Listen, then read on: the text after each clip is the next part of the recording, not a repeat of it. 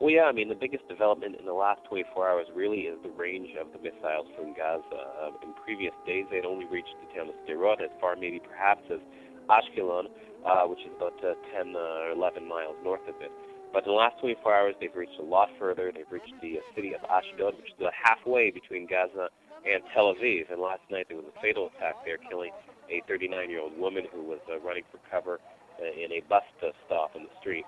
And so today, just people in that city of just over 200,000 people, they're starting to come to grips with this new reality that they are also in a rocket race. So people are gathering at the spot of where the rocket landed, checking out how they need to get into their shelters, and just all of a sudden facing this new reality that they too are inside the rocket range of Hamas.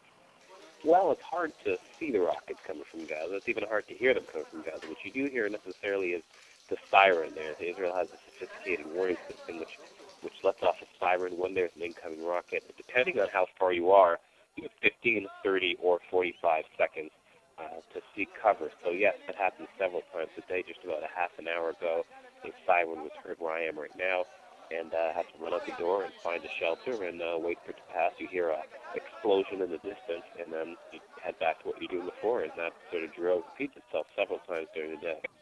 Well, it's interesting. There's really a mixture among Israelis in southern Israel. On the one hand, there is fear, there's trepidation, there's a sense that these more distance to the rockets, and they're claiming more casualties. 4 Israelis have been killed in the last few days.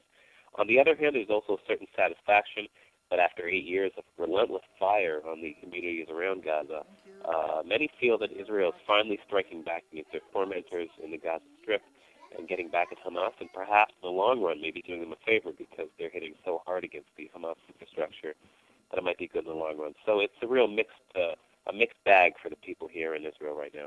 Well, the issue of a ground option is sort of hovering there. So far, orders been given. Israel's been pushing it off, knowing that it will necessarily mean that there's higher risk of casualties. Soldiers themselves aren't really speaking about it. They're not allowed to speak to the media.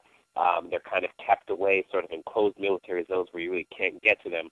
But as far as people who have spoken with soldiers and as far as citizens on the front lines here, there is a sense that unless there is some kind of agreement to a ceasefire, unless Hamas gives up, that a ground invasion, some kind of ground invasion, either limited or wider, is pretty much inevitable at this point.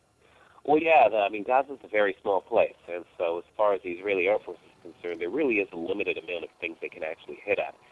They caught Hamas completely off guard on Saturday when the operation started, and that was when most of the casualties took place, striking against military positions, headquarters, etc. In the last few days, they're really going towards more smaller targets, and that's why the death toll has been dropping in the Gaza Strip. So as far as this is concerned, that's another thing which is pushing towards the ground operation because it's almost maxed out its opportunities from the air.